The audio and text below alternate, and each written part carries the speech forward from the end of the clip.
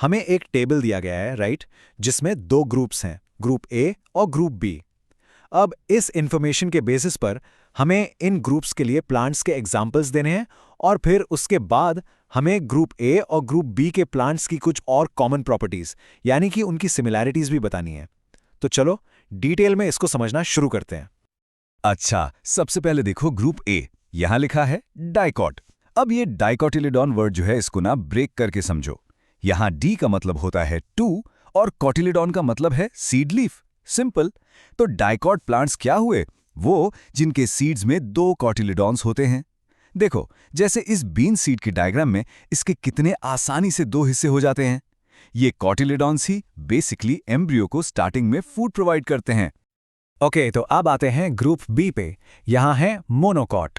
अब जैसे डाई का मतलब टू था, वैसे ही मोनो का मतलब होता है वन। तो मोनोकॉटिलिडन प्लांट सिंपल सी बात है, वो हुए जिनके सीड में सिर्फ और सिर्फ एक कॉटिलिडॉन होता है। जैसे कि इस मेज ग्रेन में आप साफ देख सकते हैं कि इसमें एक सिंगल कॉटिलिडॉन है, और यही इन दोनों के बीच का सबसे पहला और सबसे जरूरी डिफरेंस है। चलो अब रूट्स की बात करते हैं। ग्रुप ए यानी अपने डाइकॉट्स के साथ लिखा है टैप रूट सिस्टम। तो ये टैप रूट सिस्टम क्या होता है? बेसिकली इसमें ना एक मेन मोटी सी रूट होती है जिसे हम कहते हैं प्राइमरी रूट। ये सीधे नीचे जाती है जमीन में और फिर इसी मेन रूट से साइड में छोटी छोटी लैटरल रूट्स निकलती हैं। ये पूरा स्ट्रॉन्ग स्ट्रक्चर प्लांट को जमीन में अच्छे से एंकर करता है और गहराई से पानी लेने में हेल्प करता है। और ग्रुप बी में क्या है? मोनोकॉट्स में होता है फाइब्रस रूट सिस्टम। अब यहाँ पे ना टैप रूट जैसी कोई भी एक मेन रूट नहीं है, बिल्कुल नहीं। इसके बदले क्या होता है, स्टेम के बेस से ही बहुत सारी ऐसी पतली पतली धागे जैसी रूट्स निकलती हैं, एक गुच्छे की तरह। तो आप देख रहे हो, दोनों का रूट स्ट्रक्चर एकदम बिल्कुल अलग है। ये रूट्स मिट्टी को पकड़ कर रखती हैं, जिससे सॉइल इरोजन कम करने में हेल्प मिलती है। तो देखो, सीड और रूट के बारे में तो टेबल ने ही बता दिया, बट हमारा सवाल यहां खत्म नहीं हुआ, राइट? क्वेश्चन का पार्ट ए और बी क्या पूछ रहा है? वो पूछ रहा है इनकी अदर सिमिलैरिटीज के बारे में, यानी और कौन सी कॉमन प्रॉपर्टीज हैं इनमें। तो चलो अब उन दूसरी प्रॉपर्टीज को भी अच्छे से एक्सप्लोर करते हैं। अच्छा, एक और बहुत बड़ा डिफरेंस आपको इनके लीव्स में दिखेगा। ग्रुप ए जो कि डाइकोट प्लांट्स हैं, उनमें होती है रेटिक्यूलेट वेनेशन। अब इसका क्या मतलब है? सिंपल सा मतलब है कि लीफ के अंदर जो वेन्स होती हैं ना, वो एक नेट जैसा, एक जाल जैसा पैटर्न बनाती हैं। और दूसरी तरफ ग्रुप बी यानी मोनोपॉट्स में होती है पैरेलल वेनेशन। यहां वेन्स एक दूसरे के पैरेलल रन करती हैं। देखो इस डायग्राम में कितना क्लियर है, आप आसानी से कंपेयर कर सकते हो दोनों को। चलो अब एक और इंटरेस्टिंग प्रॉपर्टी की बात करते हैं, इनके फ्लावर्स की।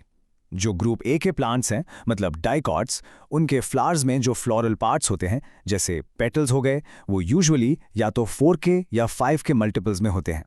इसे हम पेंटामेरस या टेट्रामेरस कहते हैं। जबकि ग्रुप बी के जो मोनोकॉट्स हैं, उनके फ्लावर्स में फ्लोरल पार्ट्स हमेशा 3 के मल्टीपल्स में होते हैं, और इस कंडीशन को हम ट्राइमेरस कहते हैं। तो चलो जितना भी हमने समझा उसको फटाफट से इस समरी टेबल में एक साथ देखते हैं।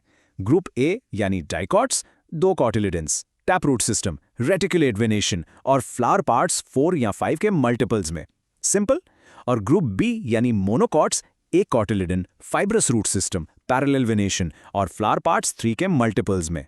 और यही तो है, यही हमारे क्वेश्चन के पार्ट ए और बी का पूरा पूरा आंसर है। ओके, अब आते हैं एग्जाम्पल्स पर। याद है क्वेश्चन का पहला पार्ट एग्जाम्पल्स ही था, तो ग्रुप ए यानी डाइकॉट्स के कुछ कॉमन एग्जाम्पल्स क्या हैं? देखो, पिया हो गया यानी मटर, ग्राम है यानी चना, मैंगो सबका फेवरेट आम, और मस्टर्ड यानी सरसों। इन सब प्लांट्स में आपको डाइकॉट वाली सारी प्रॉपर्टीज आराम से ऑब्जर्व करने को मिलेंगी। और अब ग्रुप बी यानी मोनोकॉट्स के एग्जाम्पल्स। इसमें आते हैं मेज यानी मक्का, व्हीट गेहूं, राइस चावल, और हाँ, अनियन यानी प्याज भी।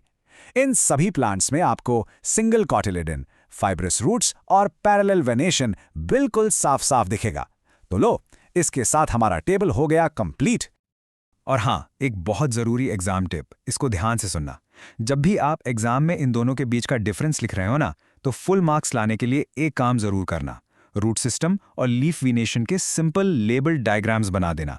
बिलीव मी, इससे आपके आंसर का प्रेजेंटेशन एकदम नेक्स्ट लेवल हो जाता है और रिजल्ट भी अच्छा मिलता है। वी होप आपको वीडियो अच्छा लगा होगा और क्वेश्चन से रिलेटेड कॉन्सेप्ट्स क्रिस्टल क्लियर हो गए होंगे। Will see you in next video. Till then, tata, bye bye.